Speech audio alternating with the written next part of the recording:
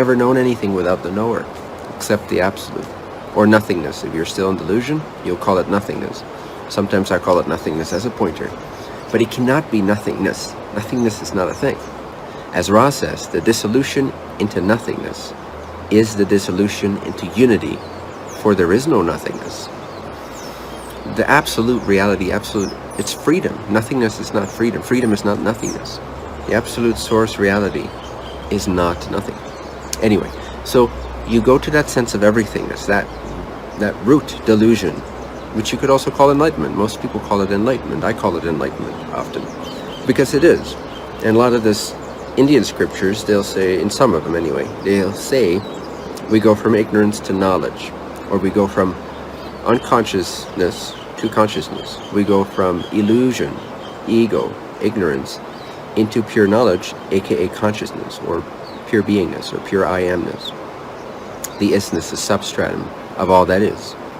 And then there are certain scriptures, not that many, but some, that'll make an extra distinction that say both ignorance and knowledge, or enlightenment, are in a sense codependent. They are the same thing. They're made of the same illusion. And in fact, enlightenment, as in pure knowledge of self, of being, is itself the first, only, and final delusion. It's the root illusion.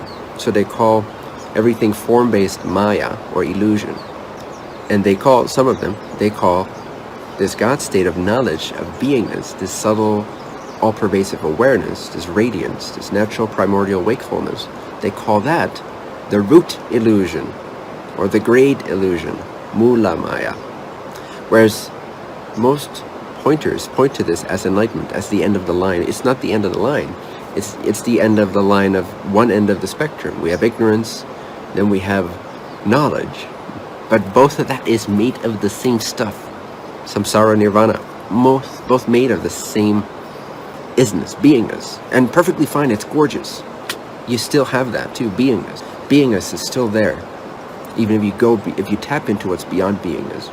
The beingness is still also available, but it changes. Its gestalt changes entirely. Instead of being this presence, it's still this presence, but it's like empty. It's devoid of substance, even though it's still there. It's to play with, if you will, to savor, to enjoy, whatever you want to call that. It's just happening by itself, but it's the root illusion. It's the root experience. There's no experience that you're having. Now, you might not be aware of this, but every experience, no matter what it is, even unity and oneness, but also separation, has you there. You as the emness, the beingness, the I amness, that consciousness. Otherwise, you couldn't report on the thing. You wouldn't have the experience. And even nothingness, unconscious nothingness, there's still a beingness there. There's still an awareness there. It's just not realized. It's just not practiced enough to be able to be that while you go unconscious. But you can. It's just extremely subtle, and it requires extremely subtle concentration or realization to maintain that. And you can or you cannot, doesn't matter. It's not even crucial for realization of the absolute. It's just kind of a realization you can have, like, oh wow, I'm in deep sleep, but I still am. Oh, I went unconscious. But this beingness, without any form or addition, this essential subtle being is still there.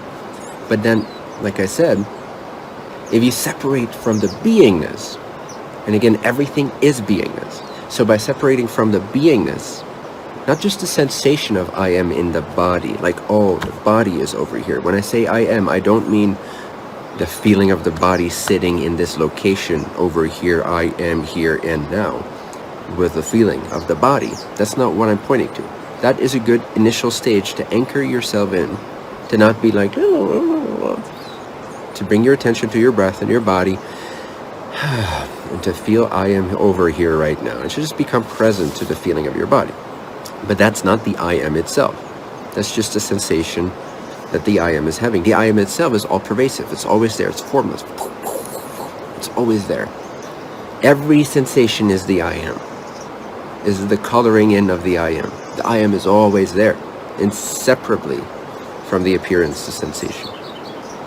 So if you can recognize that more and more, make it all pervasive, or realize that it's already all pervasive, sense that, feel that, then you can vibrate at that threshold of the universe, the threshold of everythingness, the threshold of God, of beingness, of isness. And as you start feeling that threshold, that allness, as you start approaching that bubble of existence, of creation, of the realm of experiencing, the realm of consciousness, the realm of this grand illusion of the cosmic dance. And you stay at that threshold, you become subtler and subtler, and you're like, fuck, I'm still looking at this.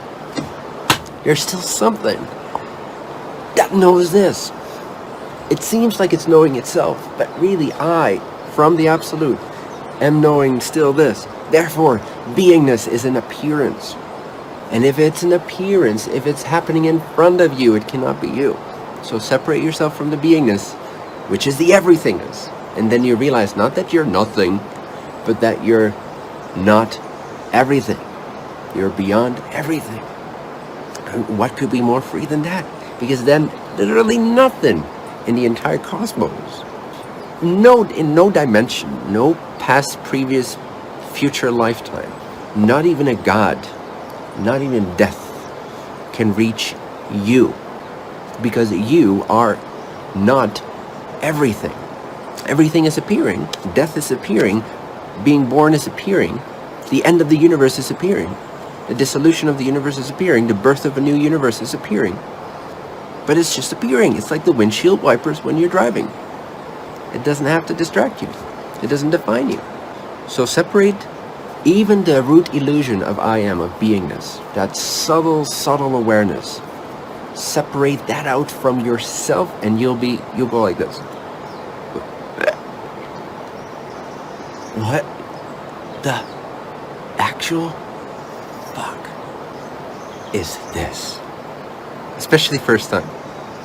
I mean, it's always amazing because it's what is freedom. Freedom is amazing. Actual freedom is amazing. But the first few times you're gonna go like, what the fuck is that? Because you realize your absolute freedom, your total beyondness. And in that realization, you transcend both oneness and duality. Now realize all this is the direct path, it's the enlightenment path. I don't tend to speak so much anymore about the empowerment path, but I still value it at a relative level. I can still see its value, especially for the collective.